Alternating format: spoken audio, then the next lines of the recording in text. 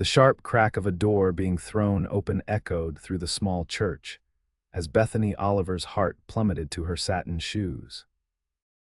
There, framed by the doorway, was not her groom's best man with some charming excuse for the delay, but his sister, Victoria, face ashen and clutching a hastily written note. The year was 1878, and Prosperity, Arizona Territory, had never witnessed such a spectacle as was unfolding at the First Baptist Church on this sweltering June morning. "He's gone, Bethany," Victoria announced, her voice carrying across the packed pews. "Charles took the morning train to California. He says he can't go through with it." A collective gasp rippled through the congregation. Bethany stood frozen at the altar, the bouquet of desert wildflowers trembling in her gloved hands. She'd spent 6 months planning this wedding, sewing her own dress by candlelight after long days working at her father's general store. Charles Winthrop's son of the town's bank president had promised her the world, and now he'd left her with nothing but humiliation. "He can't even face me himself." Bethany whispered, though in the perfect silence of the church everyone heard. Victoria stepped forward, extending the note. "He left this for you." Bethany couldn't move. Her father, standing beside her in place of her long-dead mother, reached for the paper, but Bethany shook her head. "I don't need to read his excuses." Her voice sounded strange to her own ears, calm, when inside she was screaming. The murmurs started then, spreading through the pews like wildfire. Pitying looks, shocked expressions, and worst of all, the smug faces of those who had wagered that the shopkeeper's daughter would never truly secure the affections of Prosperity's most eligible bachelor. Bethany's vision blurred. The church suddenly felt suffocating, the faces of friends and neighbors transforming into a sea of judgment. She took one step backward, then another. "Bethany, dear," her father whispered, "let me take you home." Before she could answer, movement at the back of the church caught her attention. A tall figure slipped through the door, not Charles, but a man she'd seen only in passing. Kyle Remington, the taciturn cowboy who'd recently started working at the Thompson Ranch outside town. Their eyes met across the crowded space, and something in his steady gaze anchored her when she felt she might shatter. As whispers crescendoed around her, Bethany did the only thing that made sense. She gathered her silk skirts and fled down the aisle, past the shocked faces, past Victoria still holding the damning note, past the flower arrangements she'd stayed up all night perfecting. The bright Arizona sun blinded her as she burst through the church doors, gasping for air that didn't taste of pity. Without thinking, she ran toward the small garden behind the church, where she'd imagined taking wedding photographs just hours earlier. Collapsing onto a stone bench, she finally allowed the tears to come. Great, heaving sobs that shook her entire body. The beautiful dress sewn with such care and hope pooled around her like a deflated dream. She didn't hear the footsteps approaching until a shadow fell across her. Bethany looked up, hastily wiping her tears, expecting to see her father.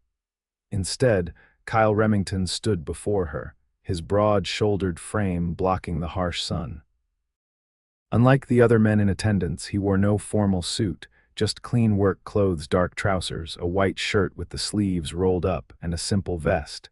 His brown hat was clutched respectfully in his hands. "Miss Oliver," he said, his voice low and steady, "I apologize for intruding."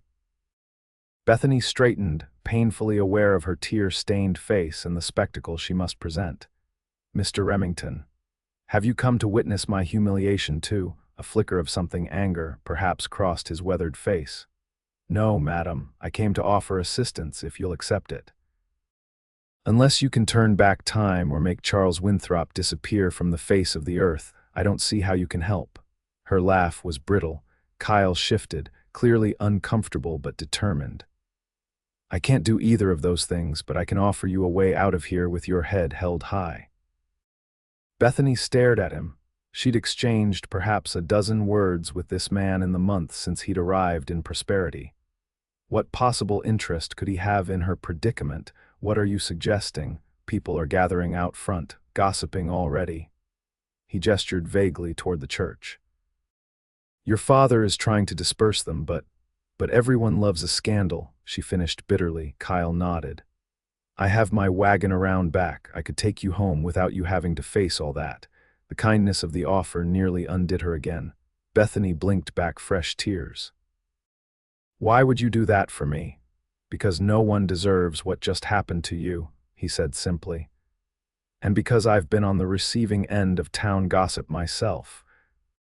Before she could respond, the garden gate opened, and several wedding guests appeared, their faces alight with the cruel curiosity that follows disaster. Among them was Harriet Simmons, who had set her cap for Charles long before Bethany had caught his eye. "Oh, Bethany," Harriet called, false sympathy dripping from her voice, "what a terrible disappointment for you, but perhaps it's for the best. Charles always said you were a temporary distraction until he was ready to make a proper match." The words struck like physical blows.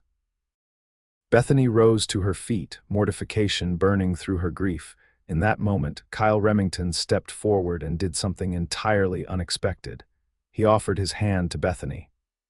"Miss Oliver," he said, loud enough for the onlookers to hear, "would you allow me the honor?" Confused, Bethany stared at his outstretched hand. Kyle moved closer, speaking quietly so only she could hear. "You're better than this circus, Miss Oliver. You don't have to face them alone." Something in his steady gaze gave her courage. Bethany placed her trembling hand in his calloused one. As the murmurs of the gathered crowd grew, Kyle leaned down and whispered in her ear, "You're already chosen. You just didn't know it yet." The mysterious words sent a shiver through her that had nothing to do with her abandonment. Before she could question him, he tucked her hand into the crook of his arm and faced the onlookers. "Ladies and gentlemen," he announced with a quiet authority that silenced them, "Miss Oliver has had enough excitement for one day. I'll be escorting her home now." He guided her toward the back of the church where, as promised, a simple wagon waited.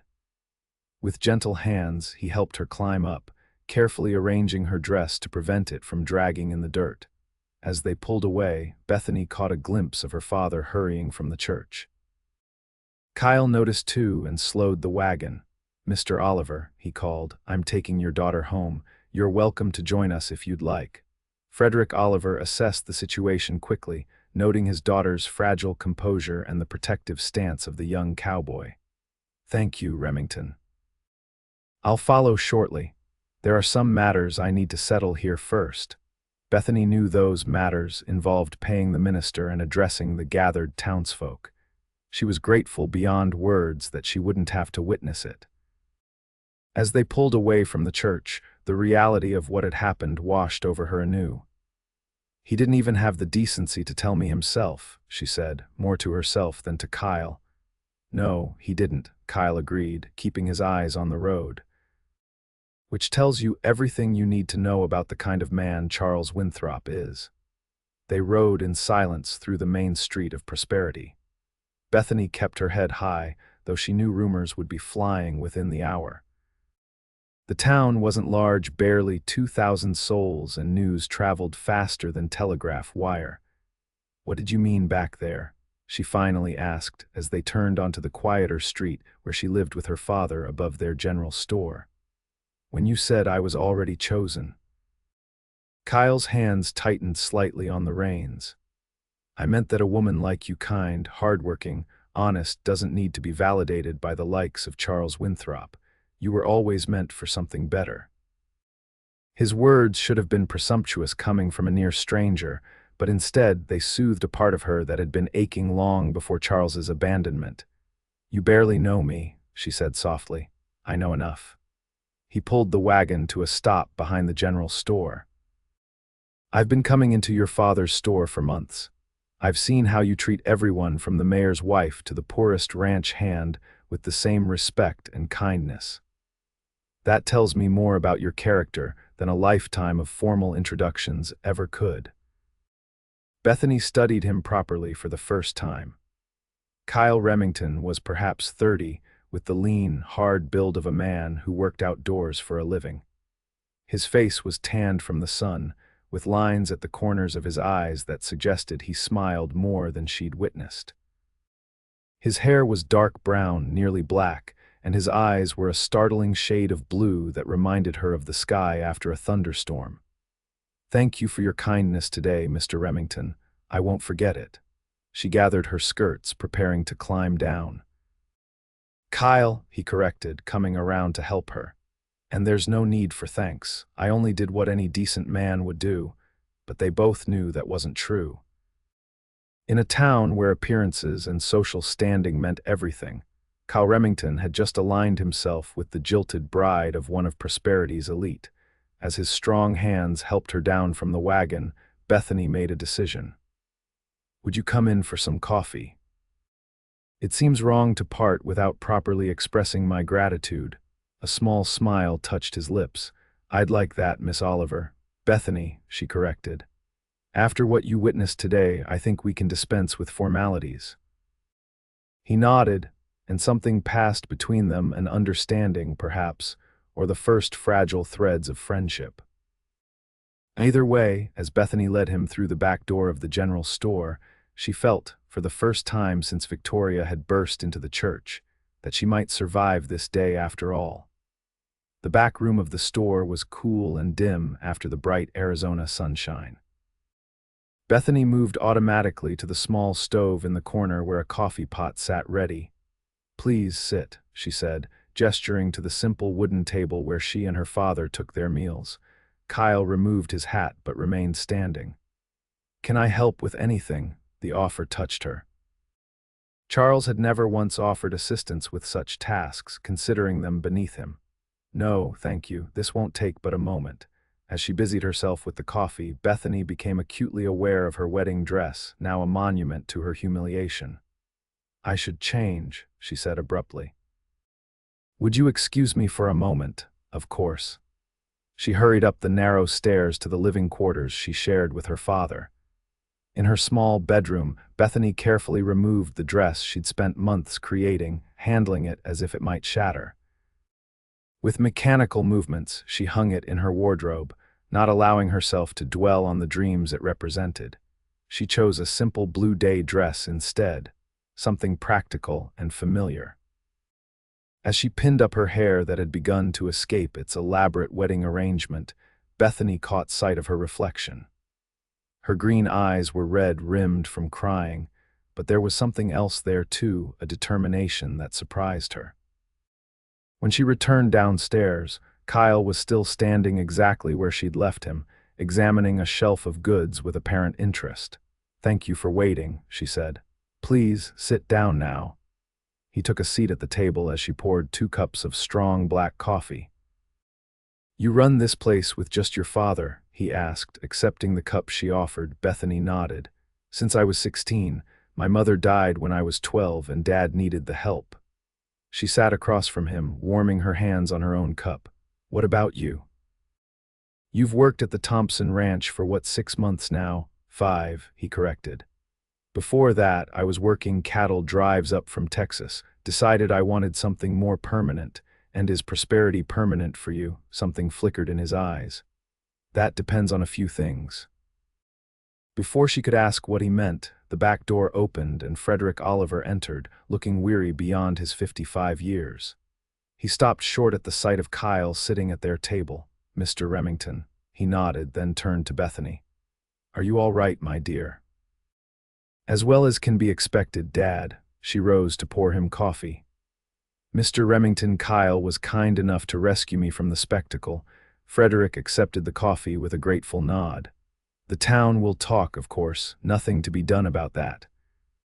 But you held your head high, and that's what matters." "What did the note say?" Bethany asked, surprised by her own steadiness. Her father's expression darkened. "Nothing worth repeating. The usual coward's excuses." "I deserve to know." Frederick exchanged a glance with Kyle, who was already rising from his chair. "I should go," Kyle said. "This is a family matter." "No," Bethany said quickly. "Please stay. You've already witnessed the worst of it, and she hesitated. "I find your presence reassuring." Kyle slowly sat back down, though he looked uncomfortable. Frederick sighed and pulled the crumpled note from his pocket. He claims he realized he wasn't ready for marriage, that he needs to see more of the world before settling down. The older man's voice hardened. What he doesn't mention is that his father's bank is in trouble, and the Winthrop fortune isn't what it once was. My guess is he found himself a wealthier prospect in California. The pain of Charles's betrayal twisted anew in Bethany's chest, but it was duller now, tempered by anger. So all his talk of love was just that talk. "I'm sorry, Bethany," her father said gently. "Don't be. You warned me about him, and I didn't listen." She straightened her shoulders. "Well, the store opens in an hour. We should prepare." Both men looked at her in surprise. "Surely you're not planning to work today," her father protested. "What would you have me do instead?" "Sit upstairs and weep." Bethany shook her head. "I'd rather keep busy, and hiding will only give people more to gossip about." Kyle stood again, settling his hat on his head. "You're a remarkable woman, Bethany Oliver." There was genuine admiration in his voice. "If you're determined to face the town, then I'll be one of your first customers today." "That's not necessary, I know it's not," he interrupted gently, "but I'd like to if you'll allow it." Something warm unfurled in Bethany's chest, a feeling so unexpected she almost didn't recognize it as hope. "I'd like that very much, Kyle." After he left, Frederick studied his daughter with concern. "Are you truly all right?" Bethany considered the question honestly. "No," she admitted. "But I will be. Charles Winthrop is not worth destroying myself over." Her father squeezed her hand. "That's my girl." True to his word, Kyle Remington appeared at the general store precisely at 9 o'clock when they opened the doors. He wasn't the first customer that dubious honor went to Mildred Peterson, whose hunger for gossip was legendary in prosperity, but his calm presence by the hardware section gave Bethany strength as she weathered Mildred's poorly disguised questions. Throughout the morning, a steady stream of townspeople found reasons to visit Oliver's general store. Some, like the minister's wife, offered genuine sympathy. Others barely disguised their schadenfreude. Bethany greeted them all with the same polite smile, though inside she was cataloging who showed true kindness and who revealed themselves as vultures. Kyle lingered, making small purchases: tobacco, a new kerchief, bullets for his rifle, spacing them out so he had reason to stay. When there was a lull in customers around noon, he approached the counter where Bethany was reorganizing a display of canned goods. "You're handling this with more grace than most would manage," he said quietly. Bethany glanced around to ensure no one was within earshot. "I'm screaming on the inside," she admitted, "but I refuse to give them the satisfaction of seeing me broken." "Good," he nodded approvingly. "The best revenge is living well." "Is that what you did?"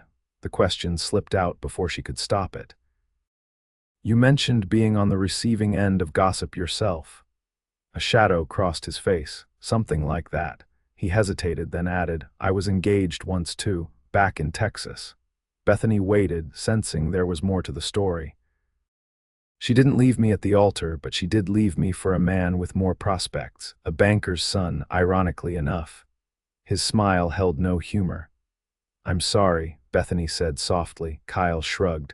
"It was 3 years ago, but it's why I understood something of what you're going through." Before Bethany could respond, the store bell jangled as Victoria Winthrop entered. The young woman looked deeply uncomfortable as she approached the counter. "Bethany," she began, twisting her hands together. "I wanted to apologize for my brother's behavior. What he did was unforgivable." Bethany stiffened, all too aware of Kyle standing protectively nearby. "Your brother's actions are not your responsibility, Victoria." "No, but—" Victoria glanced nervously at Kyle, then back to Bethany. "Mother and father sent me to retrieve Charles's personal items from your home."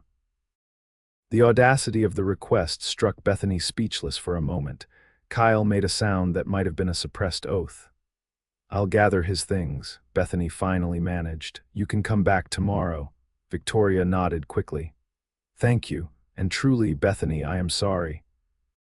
I had no idea he was planning this." After Victoria left, Bethany let out a shaky breath.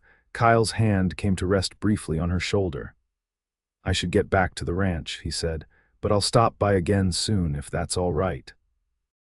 "I'd like that," Bethany replied, surprised by how much she meant it. As the weeks passed, Kyle Remington became a regular visitor to the general store. He never came empty-handed, always finding some small item to purchase, but Bethany knew his real purpose was to check on her. Their conversations grew longer, moving beyond polite small talk to genuine exchanges. She learned he was 32, born in Missouri but raised in Texas after his parents died in a cholera epidemic. He'd been riding the range since he was 15, working his way up from camp cook's assistant to respected cowhand. "Why settle in prosperity?" she asked him one quiet afternoon in late July. Kyle leaned against the counter, considering his answer. "I'm getting too old for the constant movement of cattle drives, and Thompson's offering me a chance to learn the management side of ranching."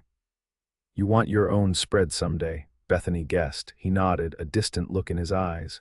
"A modest place, nothing fancy, just something that's mine." As they talked, Bethany found herself sharing her own dreams, how she'd always imagined expanding the general store, perhaps adding a proper millinery section, or even a small lending library. "Charles thought those ideas were silly," she admitted. "He said once we were married, I wouldn't need to concern myself with business matters." Kyle's expression darkened. "Sounds to me like your narrow escape gets more fortunate by the day." The remark startled a laugh from Bethany, her first genuine one since the wedding disaster. It felt rusty but good. "You might be right about that," she agreed. By August, their friendship had become a subject of town gossip, though neither of them acknowledged it directly. Bethany was aware of the whispers that she had moved on indecently quickly, that Kyle was merely an opportunist seeing a vulnerable woman with a stake in a successful business. But for perhaps the first time in her life, Bethany found she didn't care what others thought. On a scorching Saturday when the store was quiet, Kyle invited her to go riding the following afternoon, his usual confidence faltering slightly as he made the offer. "Just a short trip to Willow Creek," he said.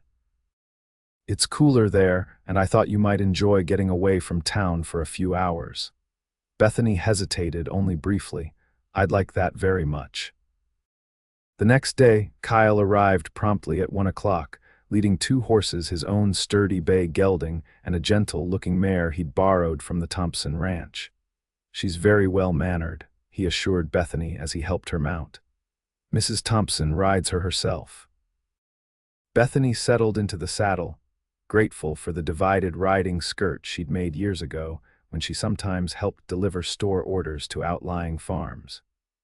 She'd never been much of a horsewoman. Charles had found her lack of equestrian skill amusing, but the mare responded easily to her guidance.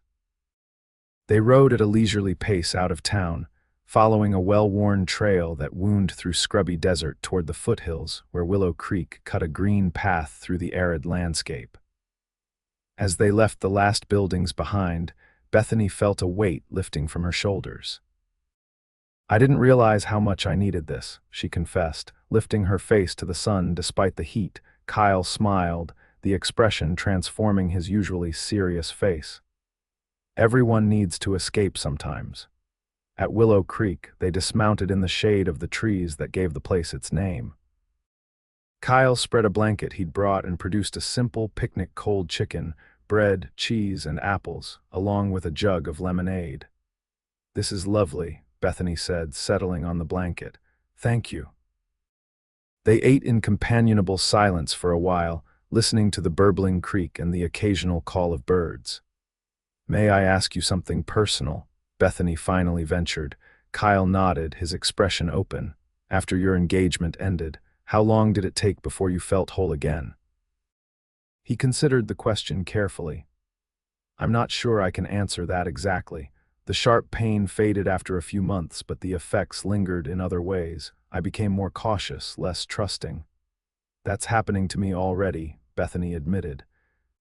"I find myself questioning everyone's motives, wondering who was secretly laughing at me all along." "That's natural," Kyle said, But you can't let it harden you completely. Caution is wisdom, bitterness is a poison. Bethany studied him, struck by the insight. You don't seem bitter. I worked hard not to be. His eyes met hers. I decided I wouldn't give her that power over my future happiness. The simplicity and strength of his philosophy resonated with Bethany. She wanted that same resilience for herself. How did you do it? Move forward, I mean, one day at a time. Kyle leaned back on his elbows, looking up at the willows swaying overhead. And I reminded myself that what I had loved wasn't real. I had created an image of her that didn't exist. The words struck Bethany with painful clarity. Hadn't she done the same with Charles? Ignored the signs of his self-absorption and ambition, crafting instead a romantic fiction of the man she wanted him to be. I think I did that too, she said softly. Kyle sat up, his expression gentle. We all do, to some extent. We see what we want to see. What do you see when you look at me? The question surprised even Bethany herself. Kyle's gaze traveled slowly over her face, so intent that she felt a warmth rise in her cheeks. I see a woman of remarkable strength, he said finally. Someone who faces difficulty with grace and refuses to be defined by others' actions. I see kindness, intelligence, and a quiet determination that I admire greatly. He paused. And I see someone who has been undervalued by those who should have recognized her worth. The sincerity in his voice left Bethany speechless. No one, not even Charles in his most romantic moments, had ever seen her with such clarity and appreciation. Thank you, she whispered, the words entirely inadequate for the gift he'd just given her. Kyle looked away, suddenly self-conscious. I've spoken too freely.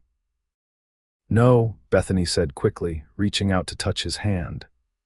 No, you haven't, I asked, and you answered with honesty. That's rare and valuable.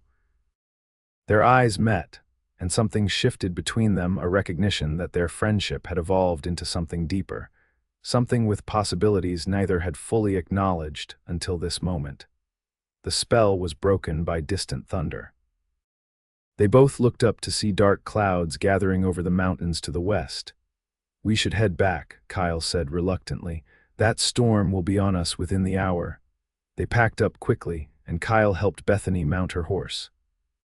His hands lingered at her waist a moment longer than strictly necessary, and the warmth of them remained with her as they rode back toward town. They were still a mile from prosperity when the storm caught them.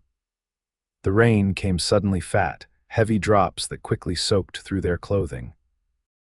Lightning cracked overhead, followed by booming thunder that spooked the horses. There's a line shack just ahead, Kyle called over the downpour. We can wait it out there. Bethany nodded, struggling to control her nervous mare as they veered off the main trail toward a small wooden structure barely visible through the curtain of rain. By the time they reached it, they were both drenched. The line shack was little more than a one-room shelter used by cowboys watching herds on the range, but it was dry and solid.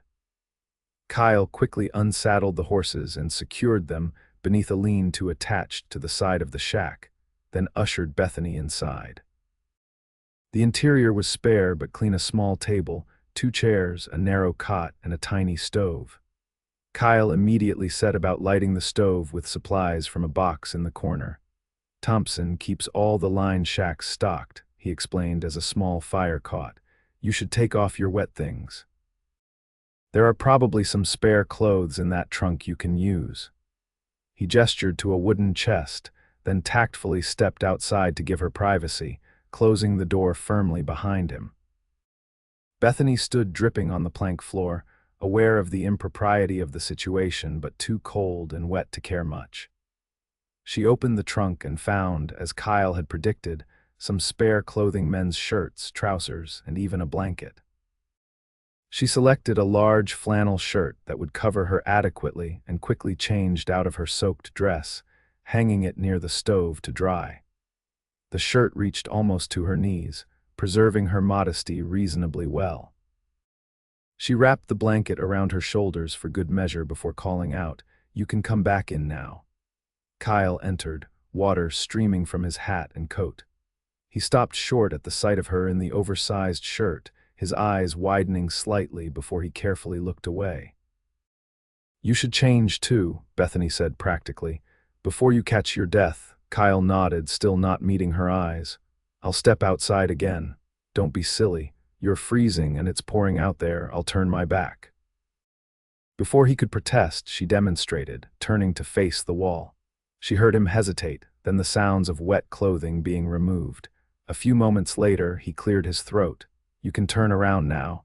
Kyle had changed into dry trousers and a shirt similar to the one she wore. His damp hair was tousled, and without his usual careful reserve, he looked younger, more approachable. "How long do you think the storm will last?" Bethany asked, aware suddenly of how alone they were, miles from town and propriety. Kyle glanced out the small window where rain still lashed against the glass. "Hard to say. These summer storms can blow over quickly or settle in for hours. People will talk," she said quietly, "if we're gone too long." "People already talk," he pointed out, a hint of wry humor in his voice. "But I understand your concern. We'll leave as soon as it's safe to do so." They sat at the small table, listening to the rain hammering on the roof and the occasional rumble of thunder. The storm showed no signs of abating. If anything, it seemed to be intensifying. "Tell me about your work at Thompson's," Bethany said, to fill the silence that had grown charged with unspoken awareness. Kyle seemed relieved by the mundane topic. He described the daily operations of the ranch, how he'd gradually taken on more responsibilities, managing the younger cowboys and planning the seasonal cattle movements. "Thompson's getting older," he explained. "His sons aren't interested in ranching. Both went east to college and stayed there. He's been hinting that he might sell in a few years." "And you're hoping to buy," Bethany guessed, recalling their earlier conversation about his ambitions. Kyle nodded. "I've been saving every penny, not enough for the whole spread, but maybe a portion of it. That's a worthy goal." "What about you?" he asked. "If Charles hadn't happened, what would your life look like now?" The question startled her. In all the weeks since the wedding disaster, Bethany had thought constantly about what she'd lost, but rarely about what she'd gained: her independence, her freedom to shape her own future. "I suppose I would be Mrs.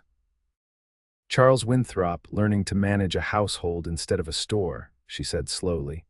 "Over time, I would have given up my ideas about expanding the business. I would have become what he wanted: an ornament, a hostess, eventually a mother. And now—" Bethany looked into the small fire crackling in the stove. "Now I can be whatever I choose. It's terrifying and exhilarating all at once." "What do you choose?" Kyle's voice was soft, encouraging. "I want to make something of the store, not just a place that provides necessities, but a true center for the community." The ideas that had been forming in her mind for years tumbled out. Books, quality fabrics, perhaps even a tea room in the back where women could gather. Prosperity is growing. "We need more than just the basics now." As she spoke, Bethany realized how constrained she'd felt by Charles's dismissal of her business interests, how she'd been prepared to shrink herself to fit his expectations. "That sounds wonderful," Kyle said, and the simple approval in his voice meant more to Bethany than all of Charles's flowery compliments ever had. Outside, a tremendous crack of lightning struck nearby, followed immediately by a deafening thunderclap. Both horses whinnied in alarm, and Kyle quickly went to the door to check on them. "They're still secure," he reported, but that was close. Bethany had risen from her chair, startled by the storm's violence.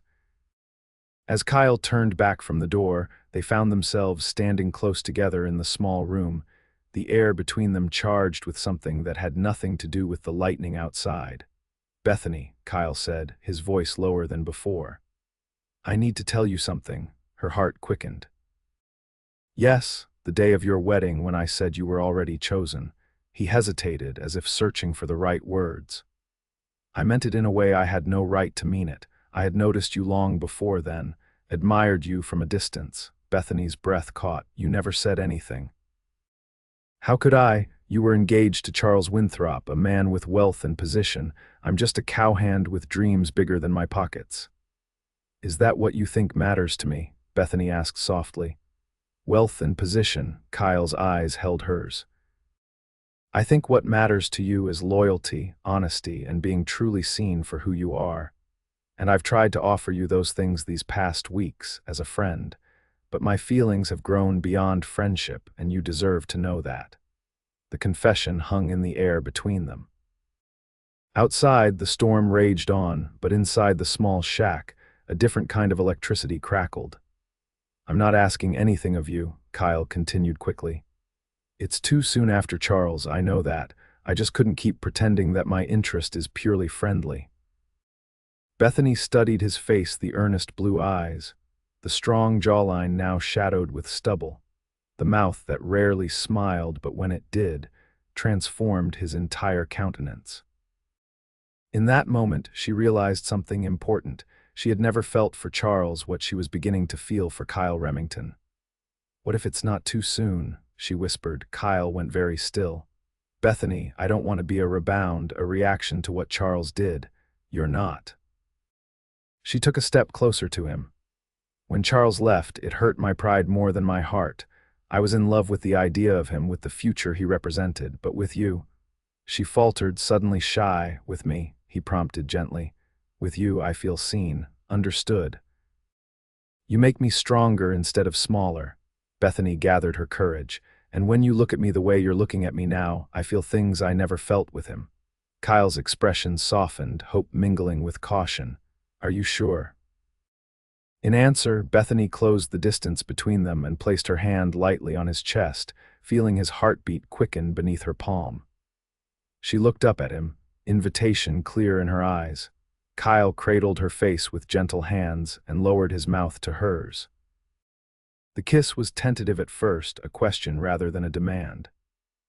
When Bethany responded, sliding her arms around his neck, it deepened into something more, a promise, a beginning. When they finally separated, both slightly breathless, Kyle rested his forehead against hers. I've wanted to do that since the moment I helped you down from the wagon behind your store, he admitted. Bethany smiled. I might have let you, even then. They stood in the circle of each other's arms as the storm gradually subsided outside, its fury spent. When the rain finally slowed to a gentle patter, Kyle reluctantly stepped back. We should head back before it gets dark, he said, though his eyes suggested he'd rather stay. Bethany nodded, equally reluctant. They changed back into their own clothes, which were still damp but wearable, and prepared to leave the sanctuary that had sheltered both their bodies and their newfound feelings. As Kyle helped her mount her horse, his hands lingered at her waist. Bethany, he said seriously, I want to court you properly if you'll allow it. No secrets, no hiding. I want the whole town to know my intentions. The declaration touched her deeply. I would like that very much, Kyle Remington. The ride back to Prosperity was peaceful, the desert air washed clean by the storm. They traveled side by side, occasionally exchanging glances filled with new understanding. When they reached the edge of town, reality intruded. People were out after the rain, and heads turned as they passed.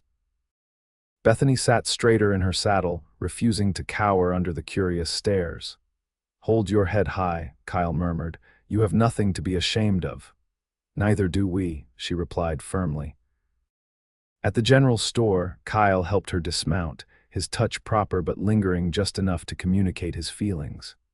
Bethany Oliver appeared in the doorway, concern evident on his face.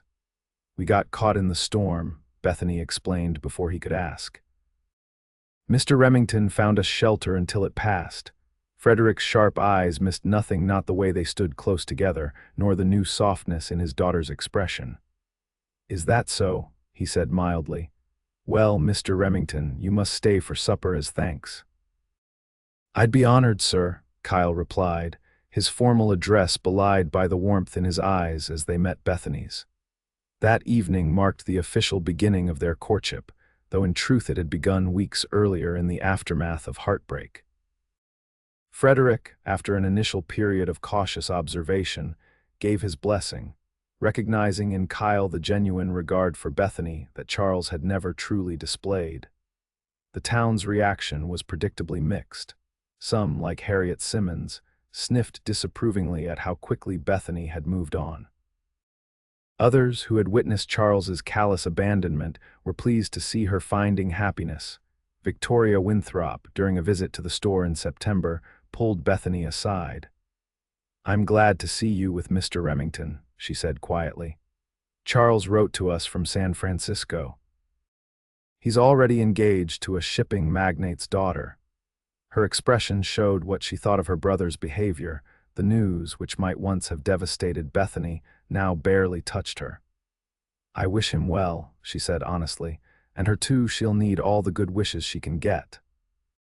As autumn painted the desert in subtle golds and russets, Kyle and Bethany's relationship deepened. They rode together on Sundays, attended church side by side, and spent quiet evenings on the porch behind the general store, talking of their hopes and plans. "Thompson offered me a partnership today," Kyle told her on a crisp November evening as they sat watching the sunset. "A small share of the ranch in exchange for taking over the day-to-day management." Bethany squeezed his hand, delighted. "Kyle, that's wonderful. It's exactly what you wanted." "Part of what I wanted," he corrected, his eyes intent on hers. "There's something else I want even more." Her heart quickened as he shifted from the chair to kneel before her. From his pocket, he produced a small box. "Bethany Oliver, these past months have been the happiest of my life.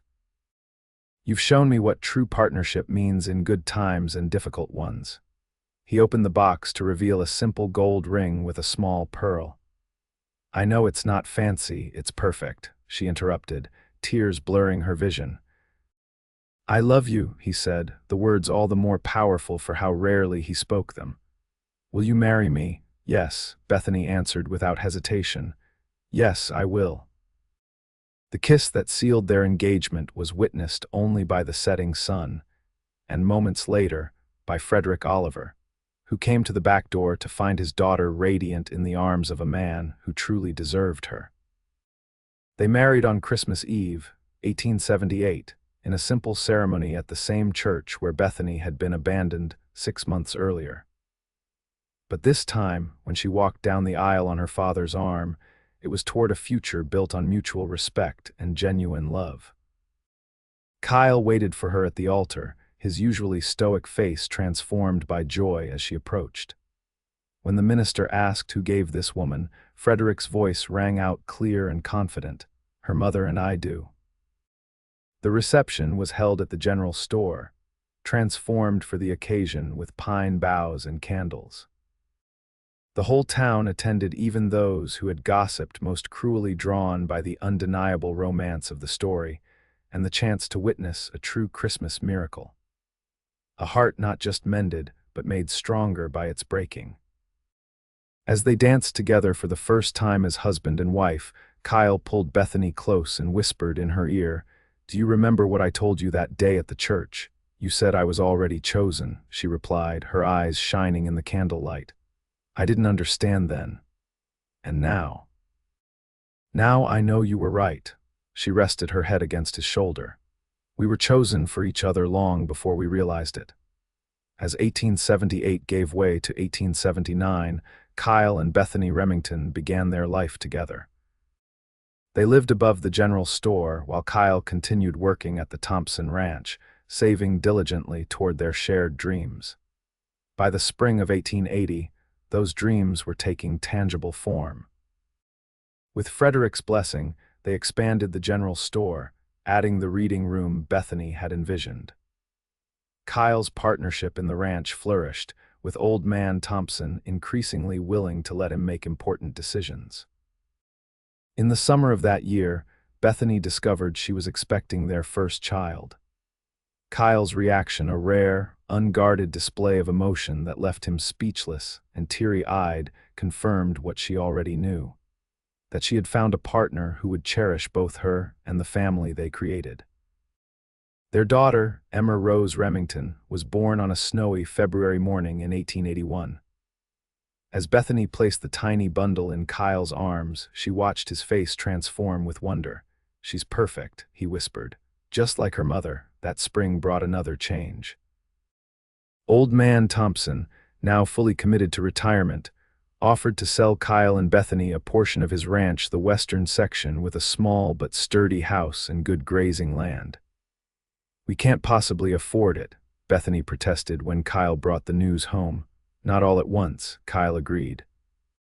"But Thompson is offering terms, and with the store doing well." The decision wasn't easy.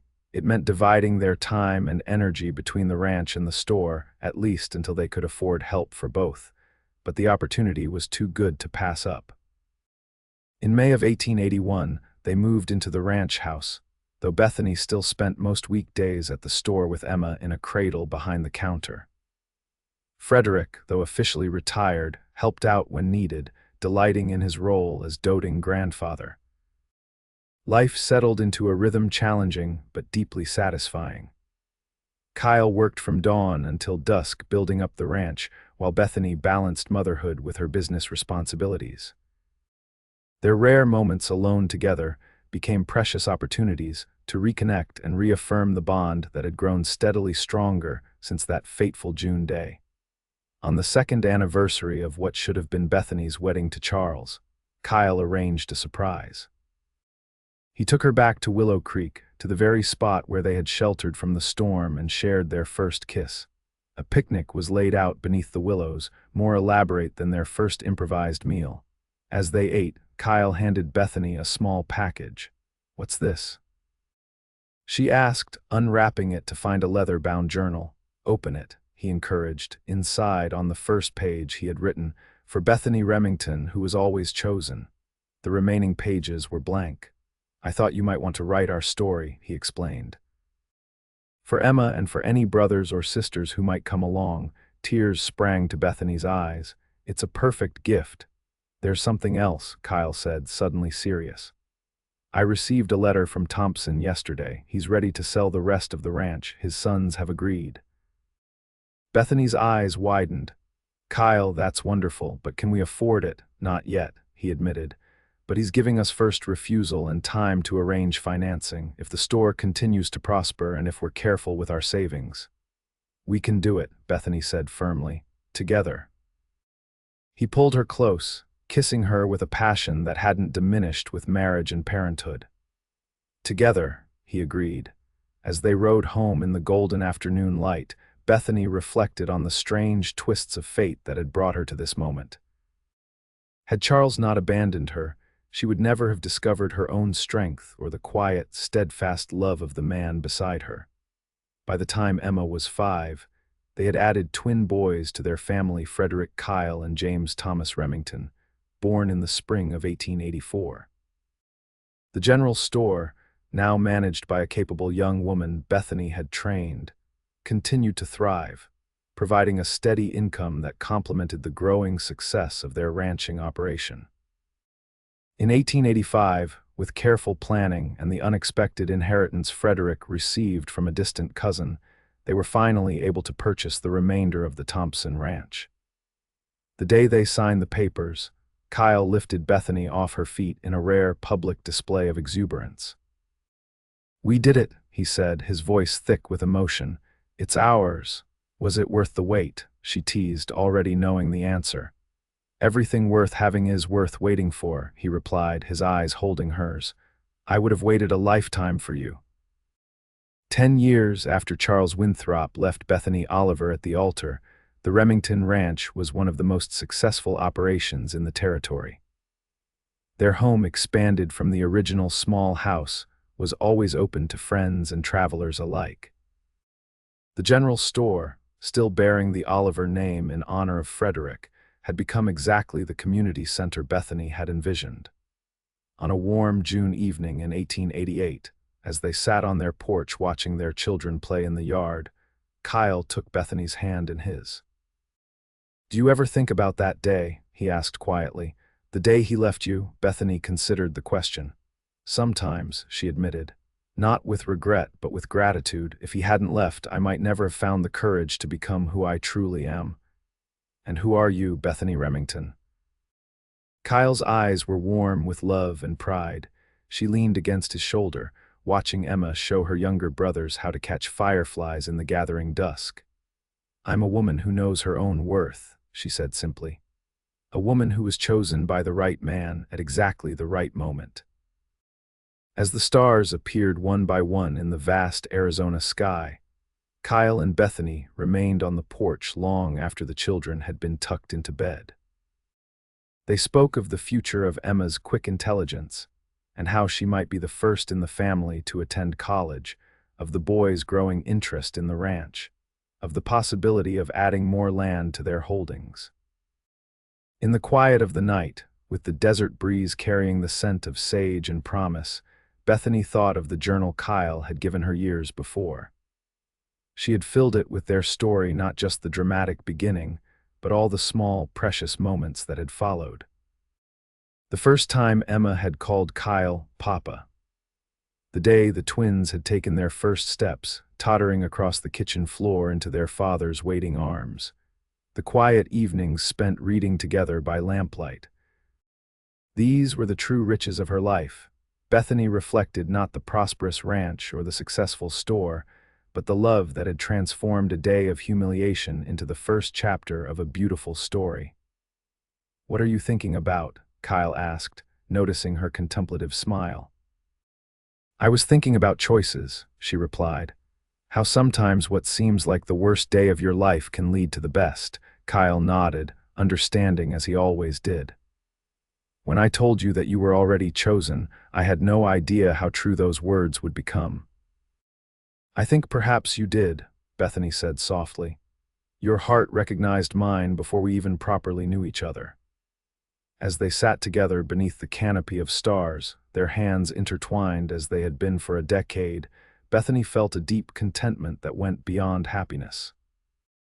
It was the certainty of being exactly where she was meant to be, with the person she was meant to share her life with. The abandoned bride had found not just consolation, but a love far greater than what she had lost, a love built on mutual respect, shared dreams, and the daily choice to cherish each other through all of life's challenges and joys. In the end, Bethany reflected, being left at the altar had been the greatest gift Charles Winthrop could have given her. It had cleared the path for her true destiny, not as an ornament on a banker's son's arm, but as a partner in creating something meaningful and lasting. And as Kyle drew her close for a kiss as sweet and full of promise as their first, Bethany knew with absolute certainty that she would choose this man, this life, this love, again and again for all eternity.